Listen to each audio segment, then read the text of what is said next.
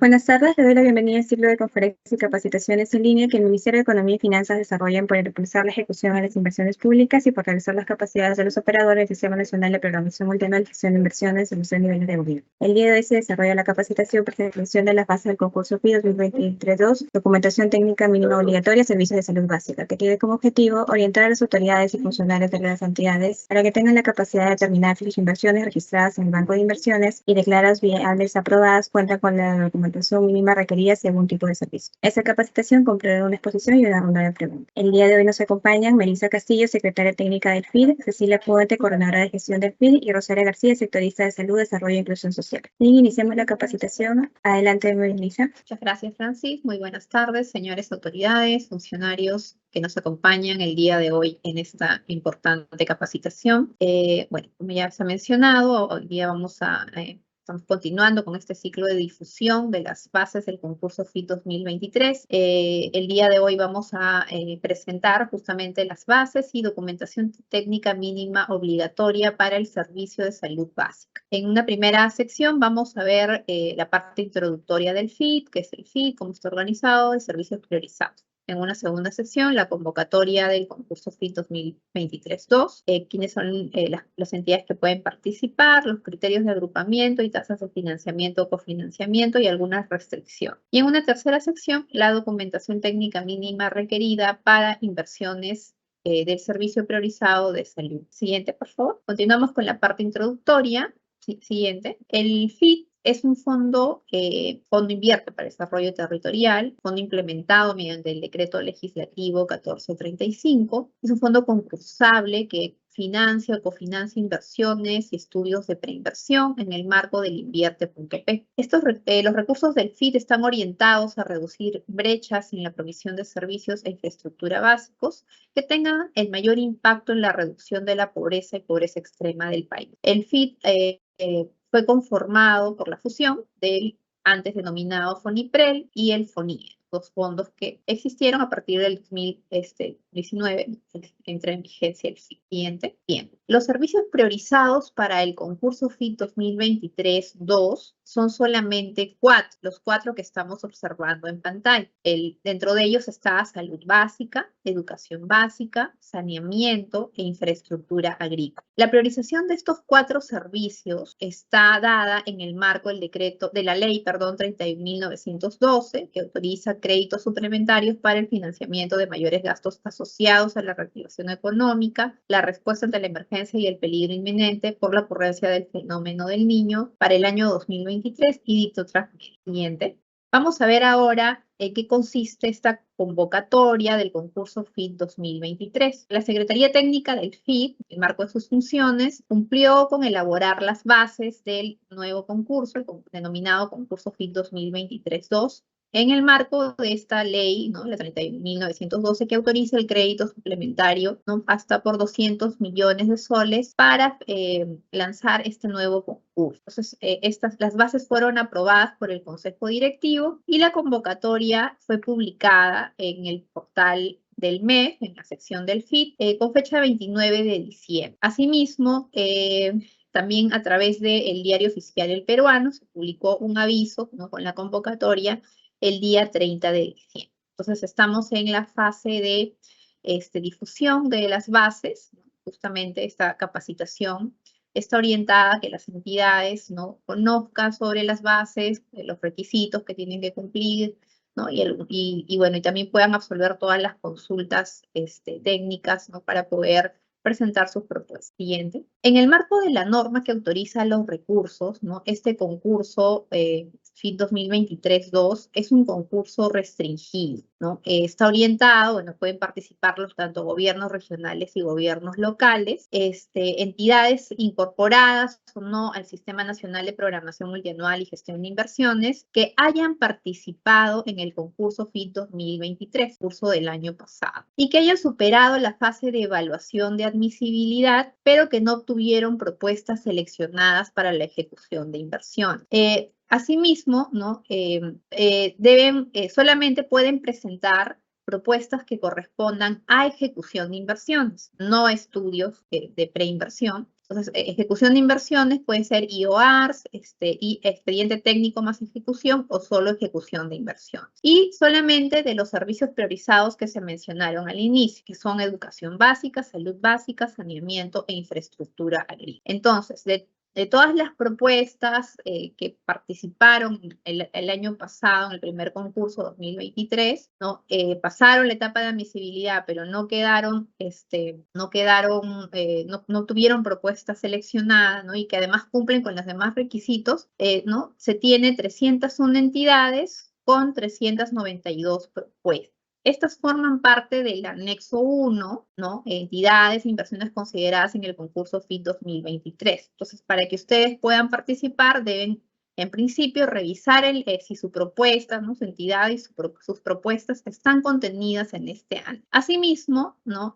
Hay una restricción adicional, es que las entidades no deben encontrarse en incumplimiento de las obligaciones establecidas en los convenios suscritos de los concursos FIT anteriores. Entonces, acá nosotros hemos identificado que hay 41 entidades de este anexo 1, ¿no? Que están presentando algún tipo de incumplimiento, ¿no? En la presentación de sus informes semestrales. Entonces, es importante que estas entidades puedan ponerse al día con la presentación de sus informes a efectos de no estar incursos en esta restricción y poder, ¿no? Continuar participando de este concurso FIT 2023. Esto es importante porque, bueno, o sea, ya la experiencia nos ha mostrado que estas entidades que, ¿no? ya han participado de concursos anteriores, pero no vienen cumpliendo con sus obligaciones de acuerdo a los convenios existentes, ¿no? De presentar sus informes de avance, ¿no?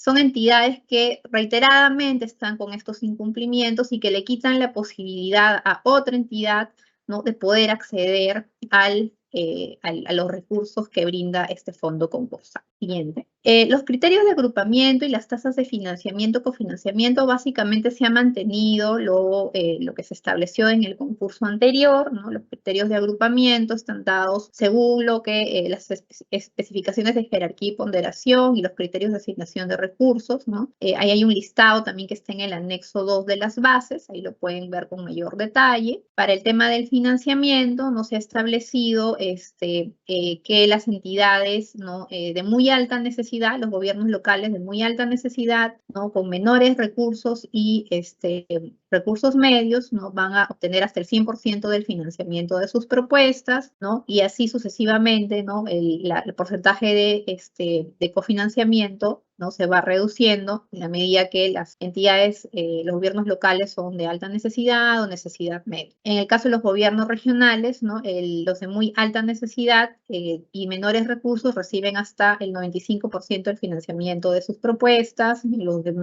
medios recursos hasta el 90% y así sucesivamente también va bajando el porcentaje de cofinanciamiento. ¿No? Cabe resaltar entonces que los gobiernos locales que se encuentran calificados como muy alta necesidad, ¿no? y menores recursos y muy alta necesidad y recursos medios son los que pueden recibir el financiamiento de hasta el 100% de sus propuestas. Siguiente, por favor. Respecto a la restricción que se les comentaba, ¿no? De aquellas entidades, ¿no? Que no deben de encontrarse con incumplimiento de las obligaciones establecidas en los convenios suscritos de concursos FIT anteriores. Acá es importante tener en cuenta que se tomará en consideración un plazo máximo de hasta 3 días hábiles antes del inicio del registro de propuestas, indicado en el cronograma, que es el día 12 de enero, ¿no?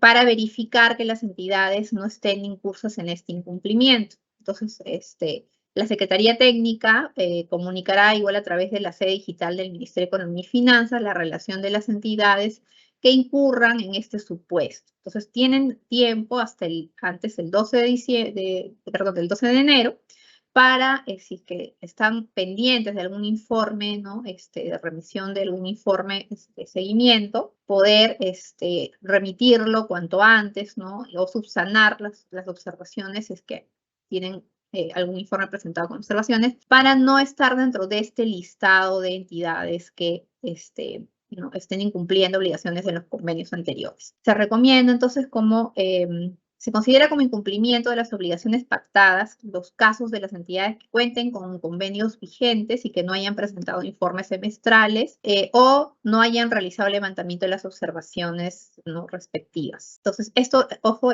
lo pueden también encontrar en la nota de la página 10 de las bases y está establecido esta restricción. Siguiente. El monto concursable, esto está dado en la ley que nos autorizó los recursos, son 200 millones de soles. De esto se ha distribuido en función a la demanda que tenemos de los recursos, ¿no? Tanto para los gobiernos regionales como para los gobiernos locales, ¿no? Se estableció que el monto total a financiar para gobiernos locales equivale a 188 millones de soles y para los gobiernos regionales 12 millones de soles, ¿no? Digamos, ahí hay menor número de propuestas que podrían ser financiadas. Siguiente. Bien, otro punto importante que deben tener en cuenta son los límites de financiamiento, cofinanciamiento por propuesta. Para el caso de la CIOAR, el monto límite es de 851 UITs. Ojo, de acuerdo a las bases, se está considerando el valor de la UIT del 2023, que es 4.950 soles. Entonces, el monto límite de la propuesta en soles es hasta 4.212.450 soles. Y para lo que son proyectos de inversión, ¿no? Se consideran 1.915 UITs, ¿no? Equivalente a 9.479.250 soles. Entonces, el monto máximo al que pueden solicitar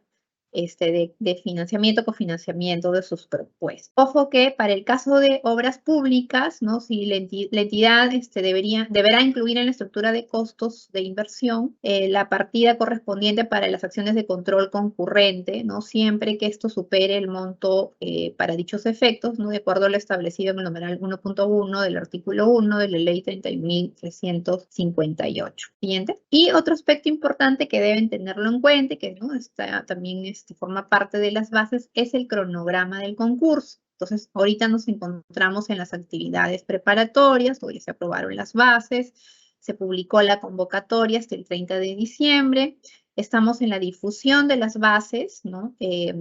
También ustedes tienen entre el 3 de enero y el 19 y el 16 de enero, tienen para realizar las consultas, ¿no? A través de los canales establecidos, ¿no? Del FIT, para realizar las consultas que consideren pertinentes. Igual a través también de estas capacitaciones, ustedes pueden realizar las consultas. Y hasta el 12 de enero, ¿no? Se realizará la publicación de la lista de entidades en incumplimiento de concursos anteriores que ya se les mencionó, ¿no? Y tienen entre el 17 de enero y el 24 de enero para realizar el registro virtual de sus propuestas. Esto es a través del aplicativo, ¿no? Informático que ya la mayoría de ustedes conocen porque ya han participado de los concursos anteriores. Entonces, estas fechas sí son clave, por favor, tener en cuenta ello, ¿no? Tienen hasta el 24 de enero, hasta las 7 de la noche para poder realizar el registro de sus propuestas, ¿no? Pasado dicho plazo ya no hay, ¿no? Y bueno, luego viene la etapa de evaluación de las propuestas, ¿no? Y la publicación de la lista de propuestas seleccionadas, ¿no? De acuerdo al cronograma, se estaría dando el 12 de marzo. Luego viene toda la etapa de suscripción de convenios, para lo cual las entidades igual tienen que presentar la información respectiva, ¿no? La documentación obligatoria, ¿no? Entonces, esta etapa cierra con la generación de los convenios a través del aplicativo y la presentación en físico de los convenios suscritos hasta el 12 de abril, ¿no? Y finalmente ya luego vienen todas las gestiones para la transferencia. Entonces, estos son los plazos que están establecidos en las bases que es importante que tengan en cuenta. Sí, hasta acá termina la primera parte de mi intervención. Le voy a dar pase a la especialista de la EGI, la señorita Rosaria, para que pueda continuar con la tercera parte de la capacitación. Bien, muchas gracias. Buenas tardes a todos. Soy sectorista de salud de la Dirección de Gestión de Inversiones, Rosaria García, y a continuación vamos a revisar cuáles son los requisitos y documentos técnicos mínimos que deben acompañar las propuestas vinculadas a las inversiones del primer nivel de atención de salud, o como lo ha denominado el FIT, de salud básica. En primer lugar, en pantalla estamos viendo un recordatorio para todas aquellas entidades respecto a las inversiones del primer nivel de atención de salud. Cabe señalar que este primer nivel de atención es de competencia tanto de los gobiernos locales como de los gobiernos regionales. Entonces, ahí una primera recomendación es tener en consideración las coordinaciones necesarias a fin de evitar, pues, duplicaciones en ciertas intervenciones, dado que, como comentaba, ambos niveles de gobierno tienen las competencias en este tipo de inversión. El primer nivel de atención de salud, pues, además se compone de una serie de tipologías, como ven en pantalla, dependiendo de su nivel de complejidad. Puestos de salud con médico general o sin médico general,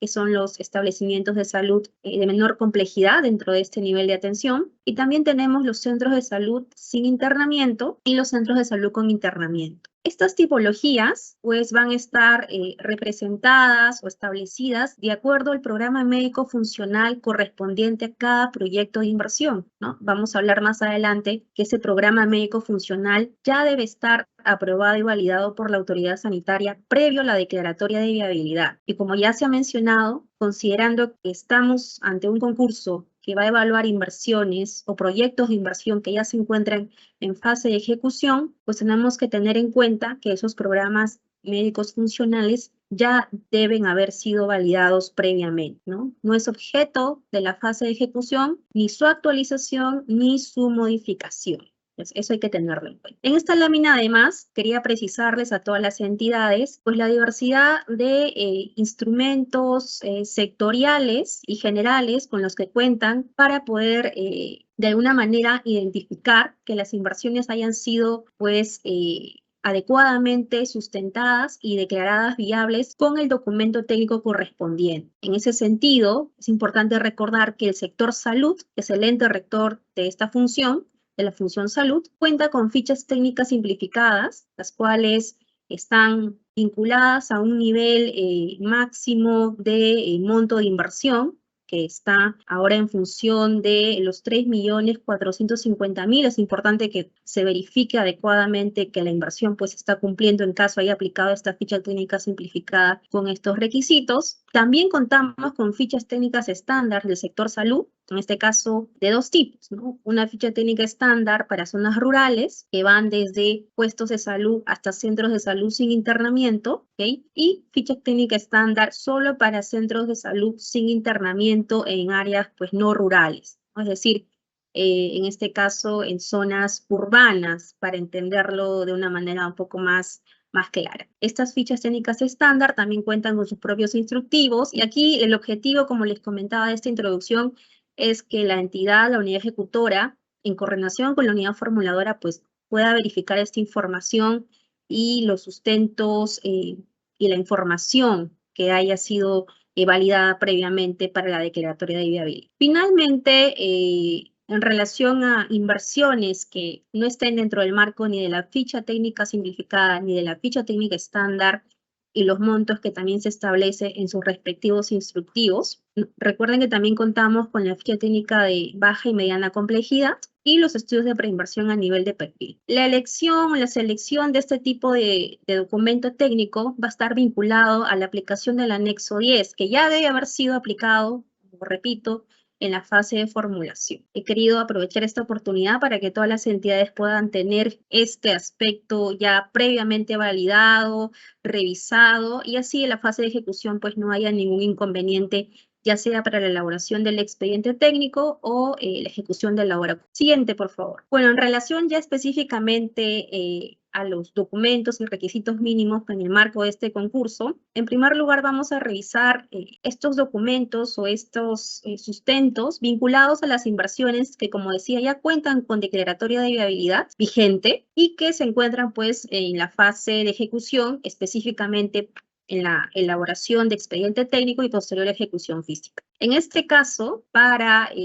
la función salud y específicamente para salud básica, en el marco de este concurso, se está considerando todas las naturalezas de proyectos que están identificadas en el marco del INVIERTE-P, es decir, creación, mejoramiento, ampliación, recuperación, vinculadas a las intervenciones en establecimientos de salud del primer nivel. Como saben, los proyectos de inversión tienen un enfoque de unidad productora, es decir, de todo el establecimiento de salud. En ese sentido, el diagnóstico y las intervenciones deben estar vinculadas pues a los componentes o a los productos o factores de producción que están vinculados a la atención de salud. Y en ese caso hablamos pues tanto de la infraestructura del equipamiento y de los intangibles que se identifiquen o se hayan identificado en ese diagnóstico en el marco de la formulación y la evaluación del proyecto. Hago esta precisión porque considerando los números y las brechas con las que cuenta actualmente el sector salud, hablamos de un 98% de establecimientos de salud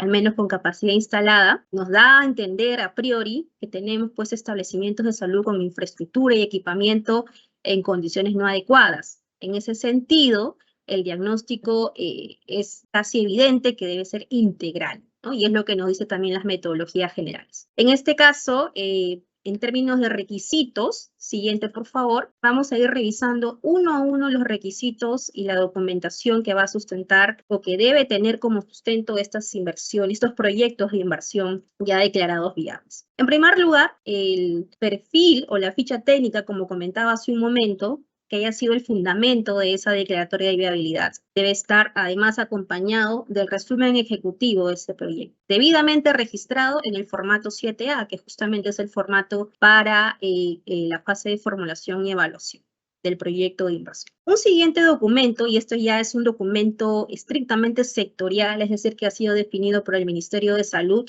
como ente rector, es el acta de acuerdos vigente de la Comisión Regional Intergubernamental de Inversiones en Salud, o más conocida como CRIS. Todos los operadores que conocen el sector salud saben que este comité regional, el CRIS, pues que se da de manera frecuente durante todo el año, es el espacio en el cual de manera articulada con otras regiones, con otras localidades, se priorizan, cumpliendo los criterios, claro está, tanto del sector como del INVIERTP, priorizan las inversiones, en este caso, pues ya inversiones declaradas viables. Entonces, esa acta, con la priorización de ese proyecto de inversión, también debe ser parte del sustento y registro en el banco de inversiones, así como del aplicativo del concurso que acompañe a esta propuesta. Un siguiente documento, y esto pues es un documento fundamental en la medida que nos asegura la sostenibilidad de la elaboración y aprobación del expediente técnico, es el documento vinculado a la disponibilidad del terreno. Aquí lo ideal sería ya tener desde un primer momento el documento o partida registral que nos acredite el saneamiento físico legal. No obstante, como estamos en una etapa de elaboración de expediente técnico, mínimamente lo que debemos tener es el documento que nos evidencie, como les comentaba, esa disponibilidad del terreno. Pueden ser documentos de arreglo institucional, actas de donación debidamente firmadas, entre otros documentos que pues las entidades puedan celebrar entre distintas partes, lo cual, como les comentaba, nos va a llevar, previa a la aprobación del expediente técnico, a conseguir el saneamiento físico legal, que es el objetivo para acreditar, pues, la disponibilidad del predio. ¿Okay? Entonces, este documento también debe estar acompañando a este sustento del proyecto de inversión en esta etapa que estamos revisando. Vinculado al terreno, también tenemos como parte de un requisito normativo sectorial el informe técnico legal o un informe equivalente en el que se desarrolle de manera clara, explícita y desagregada y muy detallada el cumplimiento de los criterios de selección del terreno en el cual se va a ejecutar e intervenir con este proyecto de inversión. ¿Y dónde están esos criterios de selección? Pues ya a estas alturas todos conocemos que estos criterios se encuentran en las normas técnicas de salud del Ministerio de Salud vinculado a infraestructura y equipamiento. Y como estamos hablando de atención médica básica, estamos hablando entonces de la norma técnica de salud 103. Entonces, ese informe debe tener el detalle de los criterios que señala en la norma 103. Este documento, además, pues debe estar, además de visado por la unidad formuladora, también debe estar debidamente sustentado, cómo esos criterios están cumpliéndose en la medida que acreditan que es un terreno idóneo y adecuado para el establecimiento de salud. Un siguiente documento también vinculado a el predio, nos seguimos en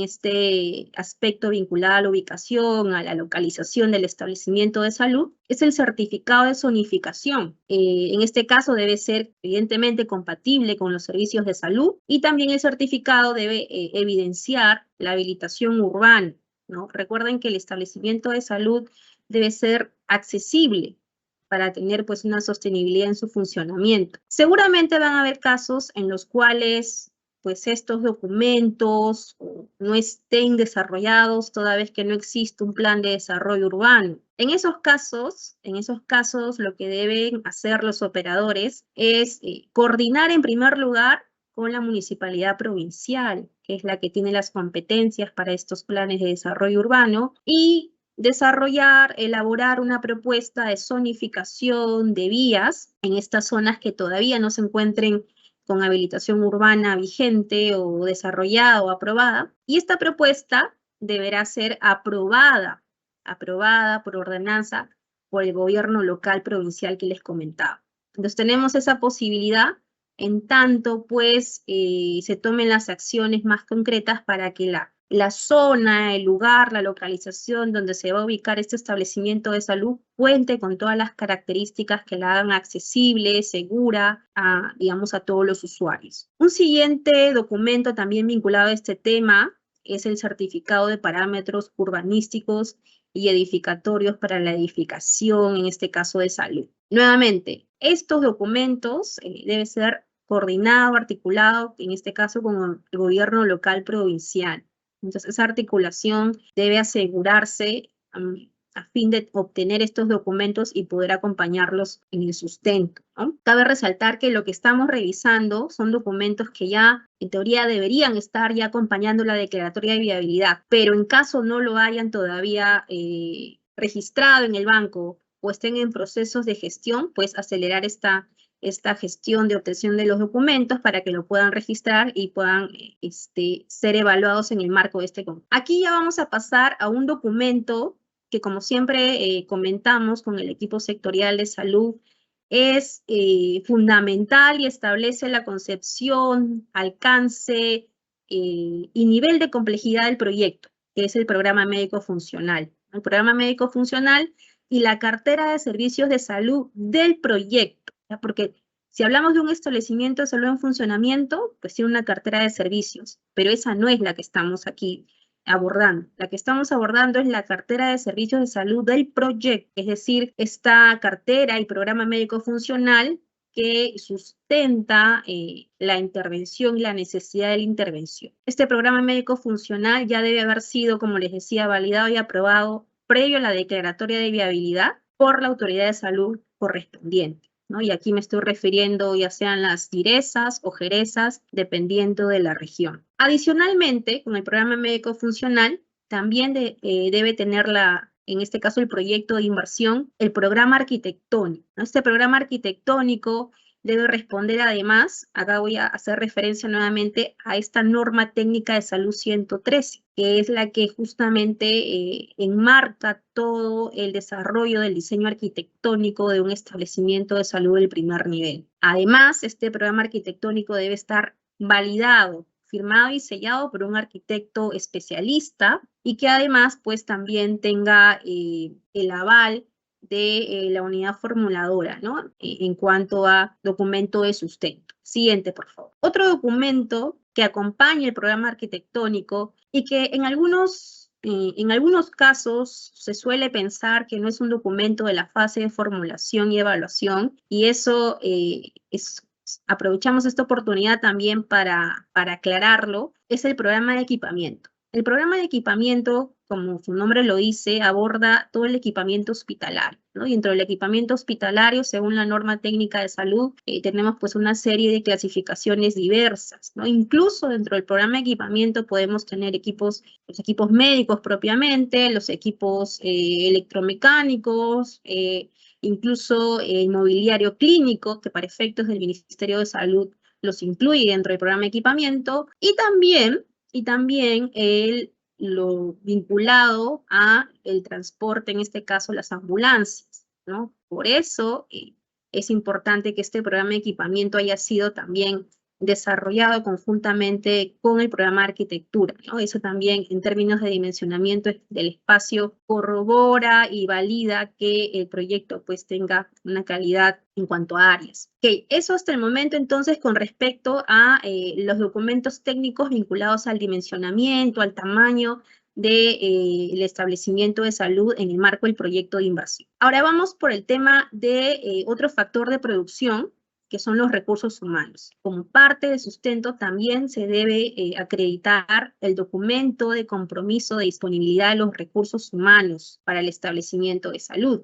Y este documento debe ser emitido por la autoridad de salud, como les comentaba, ya sean las DIRESAs o GERESAs, que son justamente las entidades que pues distribuyen, coordinan y administran todos los recursos humanos en salud en sus distintos territorios.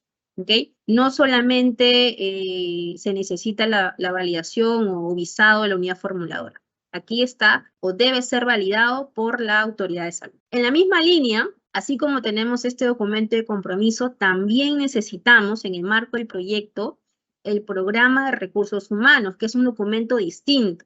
También hemos visto que acá a veces hay una confusión. El programa de recursos humanos en el marco del proyecto está vinculado a la dotación de recursos humanos de manera pues incremental en el horizonte de evaluación del proyecto. Es decir, cómo se va a dotar los recursos humanos de manera gradual desde el primer año de su funcionamiento hasta pues los años en los que haya sido evaluado este proyecto, ¿no? Es por eso que ahí radica esta importancia, porque nos va a asegurar o su objetivo es asegurar que la sostenibilidad de la atención se pueda hacer evidente durante un funcionamiento que no tenga interrupciones por temas de recursos humanos. ¿Okay? Ahora vamos a hablar de unos documentos vinculados a la sostenibilidad, pero en este caso diríamos la sostenibilidad operativa. Estamos hablando de los documentos de la factibilidad de los servicios básicos. Hablamos de servicios de agua, de alcantarillado, de energía eléctrica, de comunicaciones. ¿Okay? Estos documentos de factibilidad son documentos que les corresponde y deben ser emitidos por las entidades que prestan estos servicios. Es decir, aquí no es válido y no sustenta esa factibilidad un recibo de agua, un recibo de luz. Eso no nos está sustentando una factibilidad porque, nuevamente, si estoy enviando un recibo de agua, un recibo de energía eléctrica, lo que estoy haciendo es evidenciar que hay un fluido eléctrico, pero para el establecimiento de salud actual, pero no necesariamente para el proyecto de inversión que estamos a puertas de ejecutar. ¿Okay? Entonces, nuevamente aquí recalco, estos documentos de factibilidad corresponden y deben ser emitidos por las entidades que prestan los servicios. Y eso implica una gestión de por medio. Entonces, por eso es importante esta consideración a fin de hacerlo pues con la debida oportunidad. Ahora, en los casos en los que se intervenga un proyecto de inversión en un establecimiento de salud existente y se haya concluido como parte de la fase de formulación y evaluación que el terreno actual es el más idóneo dentro de todo el territorio de referencia, pues entonces vamos a necesitar de todas maneras de un plan de reubicación temporal de este establecimiento que actualmente viene brindando los servicios. Anterior, por favor. Todavía estoy en la anterior diapositiva. En ese sentido, el plan de reubicación temporal, o como lo conocemos dentro del sector salud, el plan de contingencia, también debe haber sido elaborado y aprobado por la autoridad de salud correspondiente, ¿no? Este plan no solamente habla de infraestructura, también de repente hay una definición errónea en algunos casos, ¿no? El plan de contingencia nos habla de todas las acciones, actividades que son necesarias para la reubicación temporal. Nos habla de la infraestructura, de los servicios que van a continuar, y principalmente de la alternativa que se ha elegido en cuanto a dónde voy a reubicarme, el lugar, el terreno temporal, la disponibilidad de ese terreno temporalmente, ¿no? Y aquí también viene, pues, una serie de documentos que sustentan ese plan de contingencia. En caso se vaya a intervenir en el mismo terreno en el cual actualmente el establecimiento de salud esté funcionando, ¿no? Por eso esto va a depender del tipo o del proyecto de inversión en particular. Finalmente, y esto es un documento, pues, transversal a todos los sectores, y está en nuestra guía de formulación, de identificación y formulación de proyectos de inversión, es el documento de compromiso de operación y mantenimiento. Y para efectos de la función salud y en establecimientos de salud, debe ser firmado, validado por la autoridad de salud. Nuevamente, hacemos referencia ya sea a las DIRESAs o a las GERESAs. ¿Okay? Entonces, Estos documentos que acabo de mencionar nuevamente deben haber sido parte del fundamento de la declaratoria de viabilidad y nos dan la posibilidad de continuar para elaborar el expediente técnico y luego su ejecución, que también es una de los aspectos vinculados al concurso FIT. Siguiente, por favor. Ahora, ¿qué pasa cuando nos encontramos con un proyecto que ya cuenta con elaboración de expediente técnico culminado y aprobado? Y lo que le toca, lo que continúa es la ejecución física del proyecto. Siguiente, por favor. Pues en este caso se van a repetir muchos de los documentos que ya he mencionado, principalmente porque ya deben haber sido, como les comento, gestionados, registrados y sustentados en el marco de este proyecto de inversión. Aquí lo que voy a recalcar son aquellos documentos específicos adicionales a esta etapa, ¿no? Que es previo a la ejecución física. En este caso, como les decía, ya deberíamos tener una resolución de aprobación de expediente técnico o documento equivalente. Y esa resolución debe estar acompañado de la memoria descriptiva,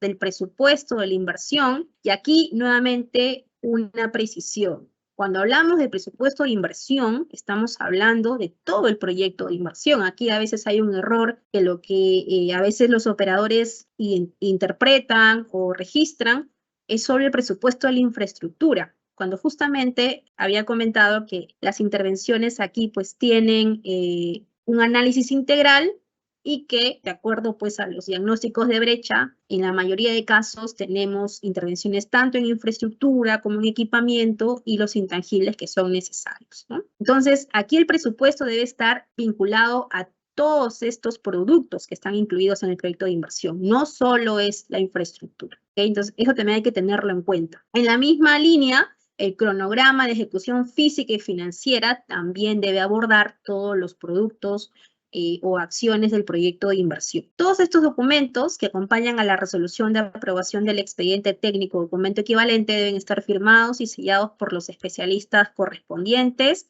además del responsable de la unidad ejecutora de inversiones. Aquí ya estamos hablando de un proyecto de inversión a cargo exclusivamente de la unidad ejecutora de inversiones. Bueno, para haber aprobado esa resolución de aprobación de expediente técnico, cabe recordar que debe haber habido de por medio un informe de consistencia, en este caso a cargo de la unidad formuladora, que justamente evidencie que no ha habido ningún cambio de concepción técnica y que se mantiene en el alcance, así como los objetivos de este proyecto en el marco de ese expediente técnico, ¿no? Esto ya es un aspecto que está planteado en la directiva de nuestro sistema, y que es de conocimiento de todos los operadores y es transversal a todas las inversiones o proyectos de inversión. Un siguiente documento, y acá si bien repetimos un acta del CRIS, de ese Comité Regional Intergubernamental de Inversiones en Salud, aquí hay que tener en cuenta que debe ser un acta vigente. En muchos casos, el tiempo entre la declaratoria de viabilidad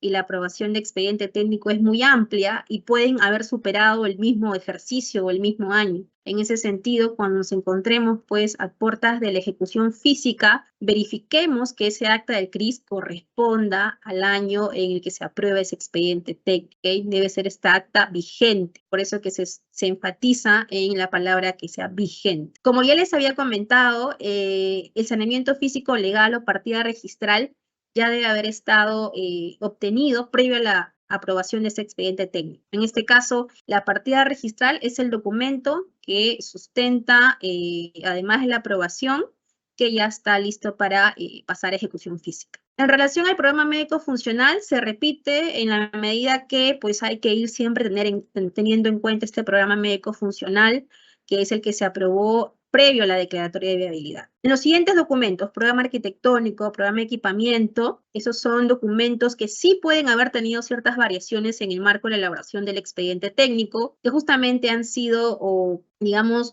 han sido parte de la evaluación en el marco del informe de consistencia. Entonces, esos documentos pueden registrarse actualizados previo a la ejecución física, ¿no? Y siempre validado y sellado por los especialistas correspondientes. Nuevamente aquí tenemos que recordar, también debe acompañarse con el documento de compromiso la disponibilidad de los recursos humanos, porque en caso, como les comentaba, del programa arquitectónico que nos habla pues los ambientes, haya tenido alguna variación o el programa de equipamiento que acompaña también el programa arquitectónico, pues también corresponde que este documento de compromiso de disponibilidad de los recursos humanos también sea actualizado y que esté además validado por la autoridad de salud. Siguiente diapositiva, por favor. El programa de recursos humanos, que como les comentaba es el programa que nos habla de la dotación gradual de los recursos humanos, también debe ser parte de este sustento. Como ven aquí vamos viendo coincidencias porque van acompañando a todo el ciclo de inversión de un proyecto de inversión en establecimiento de salud. Adicionalmente,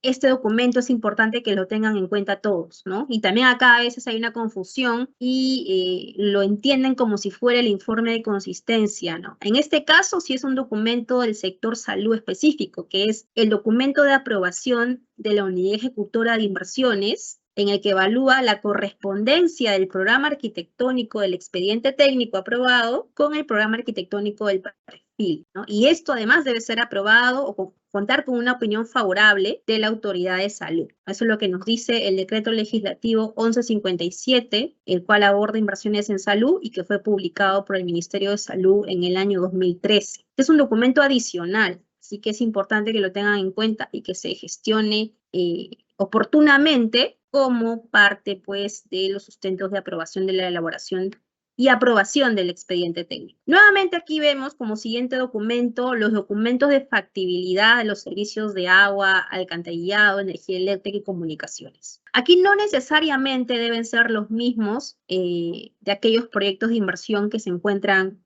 con reciente declaratoria de viabilidad. Recuerden que acá ya estamos en un nivel de desarrollo mayor y en ese sentido, naturalmente, los documentos de factibilidad pues ya necesitan actualizarse y es más, tener información mucho más detallada, desagregada, incluso ya contando con información como puntos de conexión en algunos casos.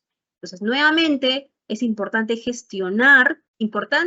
y necesario gestionar estos documentos con la entidad prestadora correspondiente, vinculada pues al expediente técnico que ha sido culminado para el proyecto de inversión. Siguiente documento, y que también está vinculado a esta etapa previa a la ejecución física a la obra, es el documento de aprobación de clasificación y certificación ambiental. Este es, por ejemplo, un aspecto que nos diferencia con la etapa anterior que estuvimos revisando. Porque en este caso, al ya contar pues con un proyecto, con un desarrollo de estudios más a detalle, también lo ponemos a disposición de evaluación de las autoridades y entidades ambientales, ¿no? En este caso, para efectos de establecimientos de salud, tenemos documentos que pueden ser DIAs o DEIAs. Eso va a depender de la clasificación que le dé justamente, en este caso, entidades como la DIGESA, del Ministerio de Salud, para los proyectos de inversión en establecimientos de salud.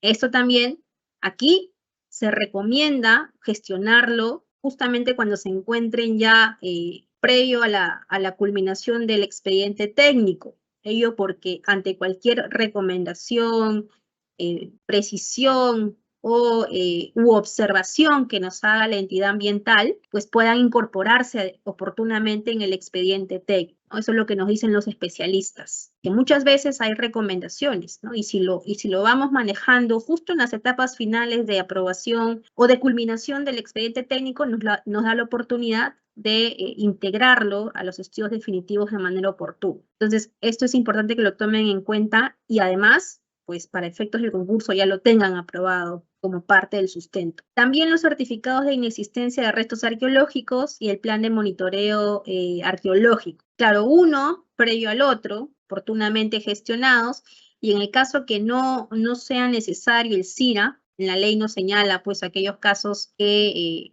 los CIRAs no son necesarios, pues el plan de monitoreo arqueológico vigente es imprescindible como parte del sustento previo a la ejecución de la obra. En esta etapa, previo a la ejecución de la obra, también es necesario ya contar con un informe técnico legal actualizado. Lo hablamos hace un momento para la etapa de elaboración de expediente técnico. Sin embargo, en la etapa de ejecución física corresponde ser actualizado porque pueden haber habido hallazgos o características que se han ido detallando, conociendo más durante la elaboración del expediente. Siguiente documento, cuando hablamos del plan de contingencia para aquellos casos que lo necesiten, pues en este caso el plan de contingencia también evoluciona y avanza como avanza también la elaboración de expedientes. Pues este plan de contingencia ya debe contar con un nivel de expediente técnico, es decir, ya debe haber desarrollado la propuesta del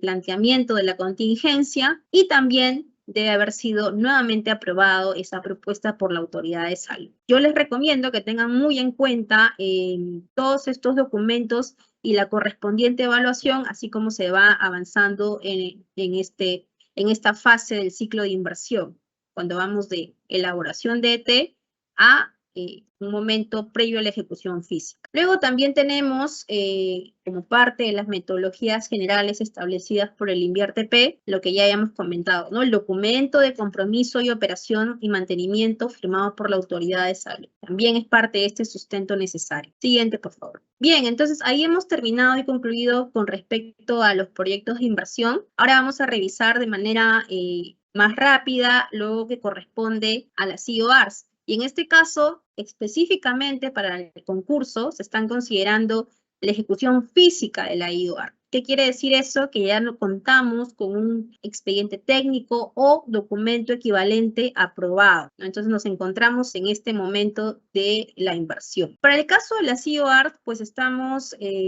considerando para el concurso todos los tipos de inversión disponibles, ¿no? La optimización, ampliación marginal, en caso sean tipologías que hayan sido estandarizadas por el sector salud, rehabilitación y reposición. Entonces, todos los tipos de IOR están considerados. Y en cuanto a componentes, también estamos considerando activos estratégicos que estén vinculados a infraestructura, equipamiento, intangibles y aquellos activos estratégicos complementarios. Y aquí quiero hacerles una mención importante. El sector salud, en correlación con la DGPMI, recientemente ha aprobado una actualización de su listado de activos estratégicos y creo que esta es una información que deben tenerlo en cuenta en la medida que haya que actualizar de repente algunas inversiones de optimización, de ampliación marginal, de rehabilitación o reposición, a fin de poder cumplir con algunas disposiciones del sector salud, ¿no? Ahora, es importante también tener en cuenta que si ya tenemos una IOR con un documento y expediente técnico aprobado, pues dependiendo, como les decía, de esta publicación que ha hecho el sector salud en su página web y que también se encuentra en nuestra página web del Ministerio de Economía, identificar pues las modificaciones que sean necesarias. Esa evaluación es importante también, no solo como parte del listado de activos estratégicos actualizados, sino también como parte de la necesidad. Recuerden que en los últimos meses el sector salud pues ha realizado una serie de intervenciones con IORs en diferentes establecimientos de salud en el territorio peruano. Entonces, evitemos las duplicaciones y revisemos que efectivamente la necesidad persista, continúe. Y de no ser el caso, pues cuentan con las habilitaciones, la Unidad Ejecutora de Inversiones, para registrar las modificaciones que sean necesarias. Siguiente, por favor. Para el caso de las IORs,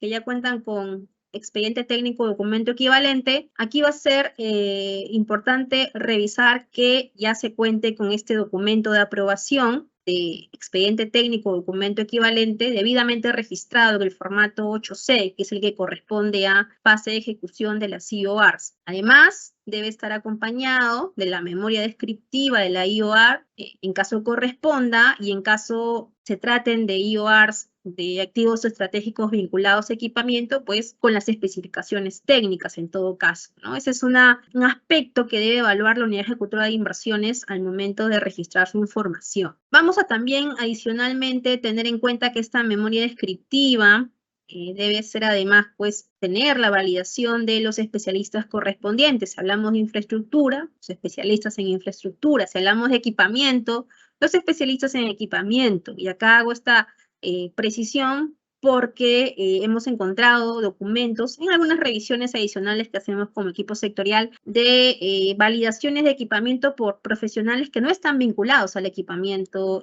hospitalario. Entonces, hay que tener en cuenta que debemos evidenciar la calidad de la inversión pues con los especialistas idóneos. Un siguiente documento es el plano de ubicación de localización de los nuevos activos estratégicos. Nuevos nos referimos en caso se vayan a adquirir o también de los que se vayan a reponer, ¿no? Y en este caso, aquí quiero recalcar, hablamos tanto de los activos estratégicos de infraestructura como los de equipamiento o los complementarios, es decir, aquellos activos que no correspondan a infraestructura. Es decir, aquí yo como unidad ejecutora de inversiones debo validar o cautelar que los equipos o el mobiliario o el equipo complementario tenga un espacio, un lugar donde vaya a destinarse, ¿no? O debo evidenciarlo, en este caso, en un plano de ubicación. Y el plano de ubicación, por lo tanto, estará vinculado al ambiente. No es correcto que nos presenten un plano de ubicación de todo el establecimiento de salud y no se evidencie a dónde está destinado este equipo mobiliario, ¿ok? Entonces, aquí, por favor, tengamos en consideración esta precisión que nos va a permitir también, en el caso de la evaluación que haga el equipo FIT o en el caso de las unidades ejecutoras, pues aportar o al menos tener en consideración el espacio físico ya garantizado para los nuevos activos. Adicionalmente, como otro documento de sustento, también debemos tener los presupuestos firmados y sellados por los especialistas correspondientes, ¿no? Recuerden que ya estamos en un nivel de expediente técnico o documento equivalente aprobado. También conjuntamente un cronograma de ejecución física y financiera, también validado por los especialistas correspondientes. Y aquí nuevamente hacer la precisión para tener en cuenta que si estamos hablando de intervenciones pues de infraestructura o nuevas áreas, nuevos espacios, tenemos que tener en cuenta el documento que acredite el saneamiento físico legal de nuestro establecimiento de salud.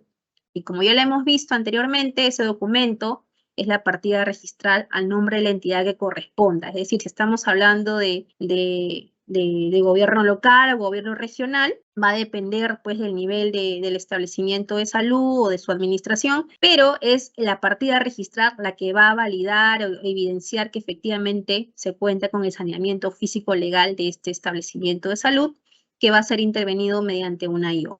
Siguiente, por favor. Bueno, sería todo lo que corresponde a los documentos y requisitos mínimos.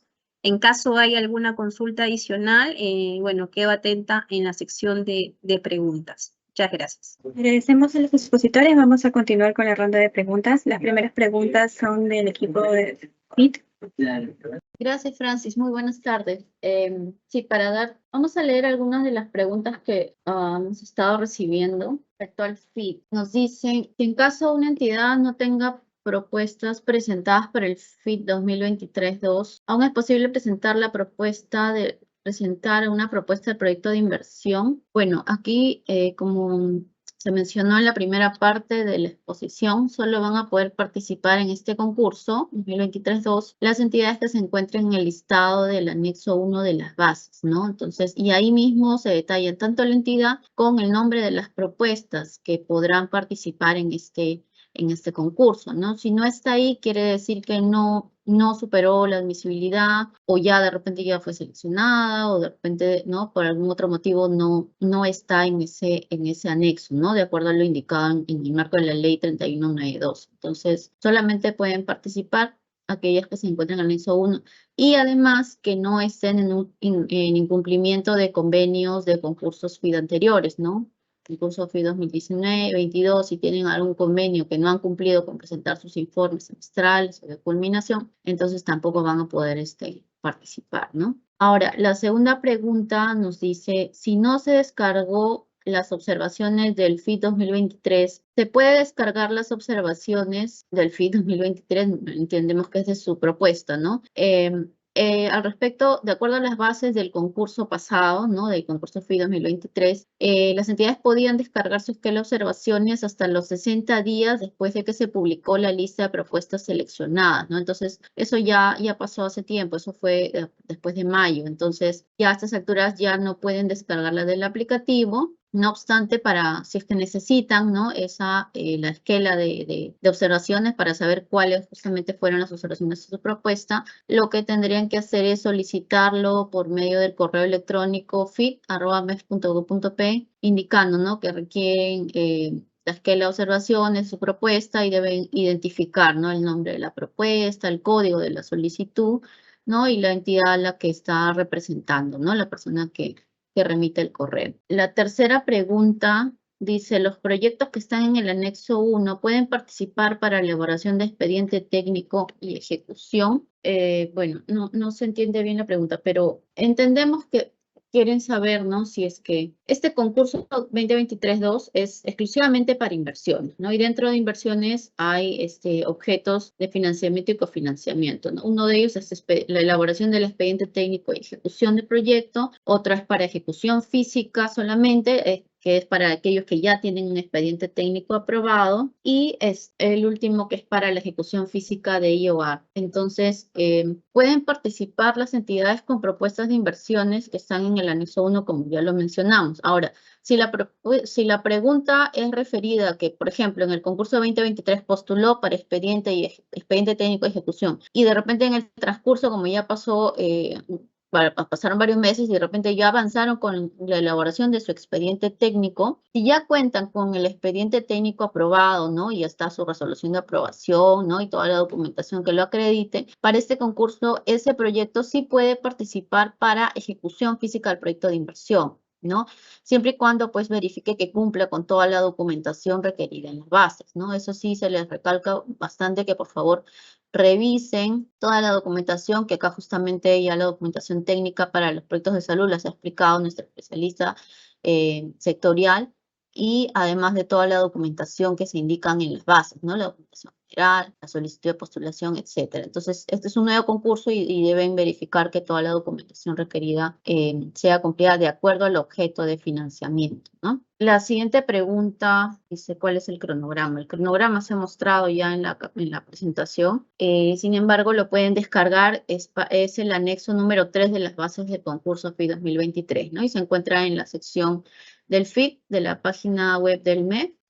Ahí están todos los documentos, las bases, todos los formatos, todos los anexos, y pueden encontrar en el comunicado 17 dice cronograma, y lo descargan y ahí pueden ver las fechas específicas, ¿no? Como se dijo, el registro de propuestas es el 17 al 24 de enero, ¿no? Para que puedan ya estar atentos porque ya no queda mucho tiempo, ¿no? Para ello. Ya, la siguiente pregunta es, la documentación técnica presentada en el mes de marzo para el concurso FI 2023, ¿dónde puede descargarse para el levantamiento de observaciones? Ya, esa pregunta, si se refieren a los documentos que presentaron para, ¿no?, registrar su propuesta en el concurso FI 2023, los documentos están en el aplicativo, ¿no? Entonces la entidad puede entrar con el usuario de la unidad formuladora, tal como ingresó para registrar su propuesta, ¿no? Debe ingresar y ahí le va a aparecer, ¿no? Entra al concurso 2023, las propuestas, le deben aparecer las propuestas con las que he participado en ese concurso, y ahí puede entrar, hay una pestaña que dice